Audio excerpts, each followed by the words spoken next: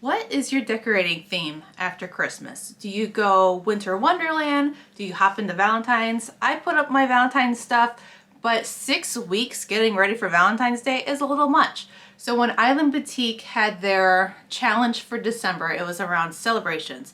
And I am going to make a New Year's themed quilt.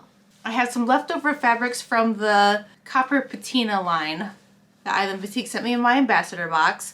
And I have some extra neutrals that I'm going to pop through. I think these are more New Year's colors, going with whites and golds and little sparkly pink. And the pattern that I am going to use starts off this series, this Quilt Matchmaker Journey. So if you're new here, I'm Brittany Fisher from Bobbin with Brittany, and I collect a lot of fat quarters. And so I have had this book for years. It's called Fat Quarter Winners by Monique Dillard. That's her old name. She's Monique Jacobs now with Open Gate Quilts. And it's got tons of just awesome, beautiful fat quarter patterns. And I'm going to go through every single one in this book. And the first one is called King's Corner. So she made this in these really pretty, cozy browns and like Civil War reproduction colors. So I went through a lot of different color schemes. I looked at monochromatic themes, and when I was looking at some Christmas fabric that I had with that dark background, that is when this idea really spoke to me. So combining all those ideas together, let's make this quilt. This pattern calls for 10 lights and 10 darks. So each light and dark pairing makes 2 blocks in this quilt, and then you're gonna have 20 blocks. I cut a bunch of triangles the wrong size because I was thinking about lights and not the darks that I needed. This is supposed to, I messed it up. Okay, so just, if you follow the lights and darks in the pattern, you'll have a better time, or you can just learn from my mistake. Let me make this mistake for you so you can be more successful. But now I have everything cut and recut into their right order. Okay, here's my super fancy labels of my sticky notes. We have A through F. Here are now my lights, which are dark in the pattern. And we're gonna start with our triangles and these big squares, A and B. And the triangles just go on the side to make a square and square block.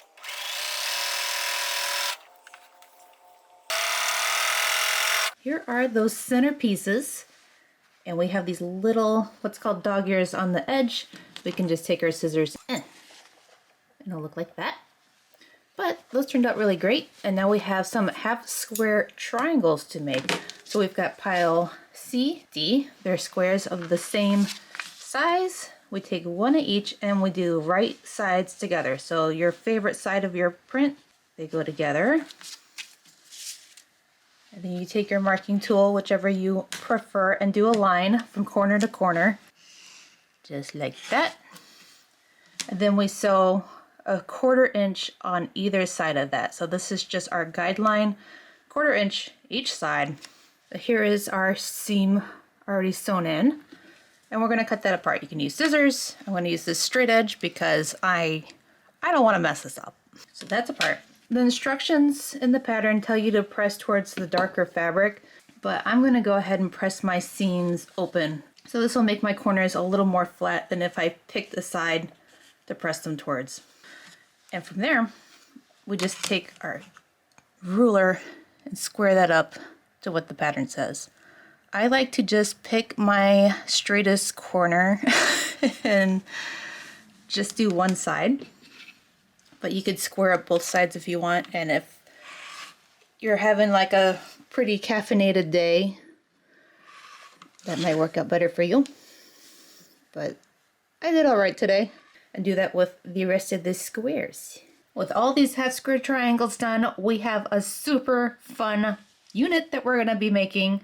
We are gonna take our shape E, which is these rectangles, and put one here, one there, get 2 half square triangles, and we want the background to point out.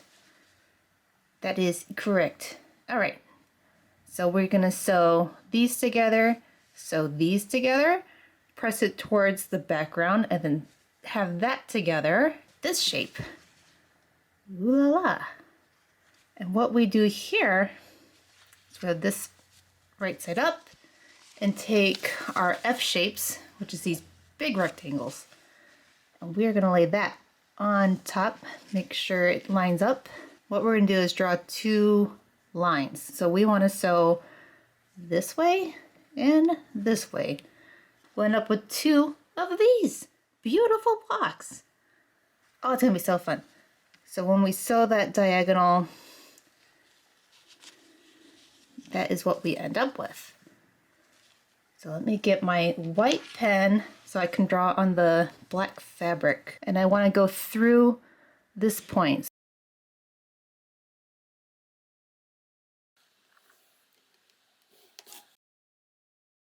Now all I have to do is sew on those lines. So now that is sewn on that line, I'm just going to take scissors and cut these apart because there's a big seam allowance there. And look at that perfect unit. That point goes right up into that big triangle. I'm just going to squish it with my fingers. So each one of those makes 2, and that is all the units that we need to make our block. Here's all the units so far, and then we have just fabric or square G that has been cut out, and that goes in the corners. Now to put this block together, go ahead and sew these units together. All I have to do is match up that point at the top. I have the seam pressed open from that join, and that gives me this little triangle as a guideline.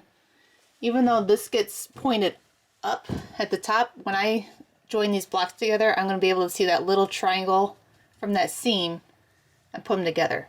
So while you're putting these together, you put your squares and that one together. You put this unit and this unit to the center. And I want to show you when you're putting this together, it's easy to get this turned around and then you're matching point for point. So if you find yourself trying to line up 2 points together, pause, look at it again, because this is a nice flat piece that goes to this point. And that is when you end up with your whole block. How breathtaking is that? So you've got some points to match up.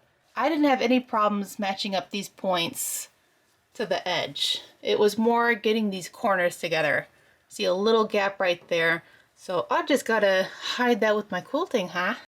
Now for the fun part of laying out the quilt.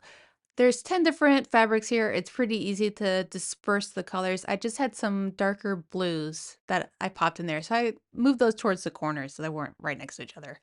The quilting is a large wavy design. I picked thread that was called Sangria from Havendash.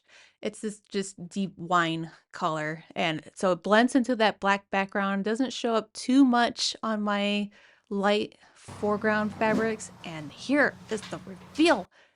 Oh, this this turned out better than I even imagined. To see this come to life, all these beautiful pops of color, that dark gray on the border to frame it in, it really does look like a New Year's Eve sky, just welcoming you to all your new wishes. I really adore this quilt and this pattern and how everything worked together. For next time, we're going to go back to the Fete Quarter Winners book, and the second quilt in this series is called Gin Rummy. So stay tuned to see what I come up with this new pattern. We'll see you then. Bye-bye.